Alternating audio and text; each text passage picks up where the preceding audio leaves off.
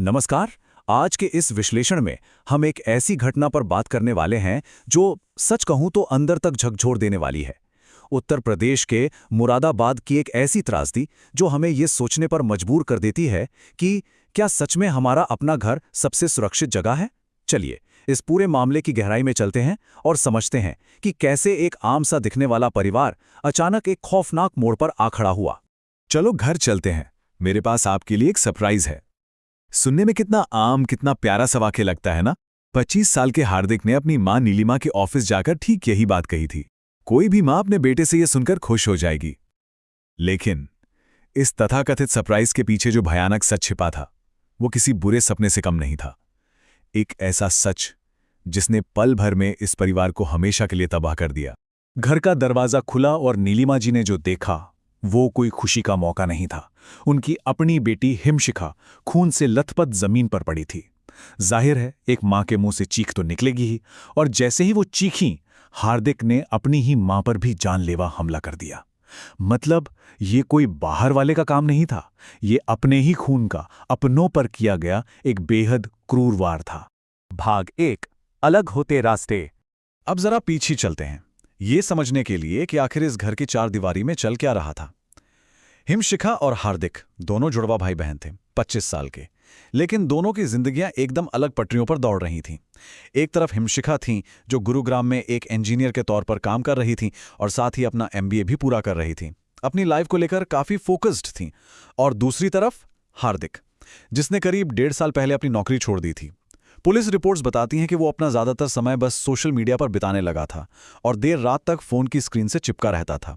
यहीं से घर के अंदर एक अजीब सा अनकहा तनाव पनपने लगा था। भाग 2, टूटने की कगार। पुलिस जांच में इस तनाव की असल वजह खुलकर सामने आई। दरअसल हार्दिक की जो देर रात तक ऑनलाइन चैटिंग करने की आदत थी ना, उसी दौरान उसकी दोस्ती पुणे की एक मुस्लिम महिला से हो गई और बात इतनी आगे बढ़ गई कि उसने शादी करने की इच्छा तक जता दी। अब ऐसे में एक आम परिवार की तरह उसकी जुड़वा बहन हिमशिखा और उसकी मां नीलिमा उसे लगातार समझाती थी। उनका कहना था कि भाई पहले अपने करियर पर तो ध्यान दो, अपनी जिंदगी को सही दिशा में लाओ। लेकिन परिवार की यही सही राह दिखाने वाली सलाह घर में रोज रोज की तकरार की एक बड़ी वजह बन गई। फिर दिन आता है 6 मार्च का। उस शाम भी करियर और रिश्तों को लेकर वही पुरानी चर्चा छिड़ गई। लेकिन इस बार ये महज एक चर्चा नहीं रही।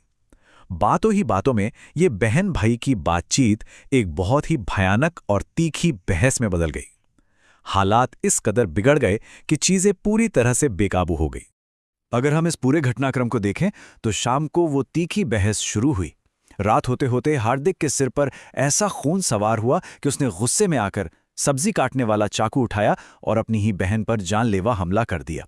और फिर अगले दिन वो बड़ी शांति से अपनी मां के ऑफिस जाता है, जो एक बीमा कंपनी में असिस्टेंट मैनेजर का काम करती हैं, और उन्हें उसी सरप्राइज के बहाने घर ले आता है। हालांकि इस भयानक वारदात के 24 घंटे के भीतर ही मुरादाबाद पुलिस ने बड़ी तत्परता दिखाते हुए हार्दिक को गिरफ्तार कर लिया। 84, जी हाँ 44। जब हिमशिखा की पोस्टमार्टम रिपोर्ट आई तो पता चला कि उसके शरीर पर चाकू से किए गए पूरे 84 वार थे। ये कोई पल भर का गुस्सा नहीं था, ये एक ऐसी भयानक अंधी नफरत का नतीजा था जो शायद बहुत पहले से उसके अंदर सुलग रही थी। इस क्रूरता को देखकर ही अंदाजा लगाया जा सकता है कि उस रात घर के अंदर कैसा खौफनाक मंजर रहा होगा। भाग 3, घटना के बाद और गिरफ्तारी। इतनी अंधकार भरी घटना में बस एक ही राहत की बात है कि नीलिमा जी अपने ही बेटे के इस क्रूर हमले में किसी तरह बच गईं। उन्हें कई गंभीर चोटें आई थीं और तुरंत अस्पताल ले जाया गया। ताज़ा रिपोर्ट्स यही बताती हैं कि अब उनकी जान को कोई खतरा नहीं है और वो खतरे से बाहर हैं। लेकिन इस पूरे अपराध का जो मनोविज्ञान है ना, वो सच में हैरान करता है। जब पुलिस ने हार्दिक से पूछताछ की तो उसने अपना जुर्म कबूल कर लिया। और वजह क्या बताई? गहरी नाराजगी, एक ऐसा गुस्सा जो अंदर ही अंदर जहर बन चुका था। परिवार वाले जो रोज उसे करियर और रिश्तों को लेकर सलाह देते थे, उससे लगता था कि ये लोग उसके दुश्मन बन गए हैं। वो बातें जो सिर्फ और सिर्फ उसकी भलाई के लिए कही जा रही थी, उसके दिमाग में इतनी कड़वाहट भर चुकी थी कि जिसका अंजाम ये भयावह हत्या थी। और यहीं पर एक बहुत ही गहरा सवाल हमारे सामने आकर खड़ा हो जाता है। परिवार के भीतर दी गई वो अच्छी नीयत वाली सलाह आखिर कब और कैसे इतनी गहरी नाराजगी में बदल जाती है कि वो उसी घर को तबाह कर दे जिसे बचाने के लिए वो दी गई थी। ये घटना सिर्फ एक अपराध नहीं है, बल्कि इंसानी दिमाग की एक बहुत ही उलझी हुई सच्चाई को सामने लाती है, जहां अपनों की परवाह भी कभी-कभी एक खामोश और जानलेवा नफरत का रूप ले सकती है। आज के इस विश्लेषण में बस इतना ही। इस पर जरूर सोचिएगा।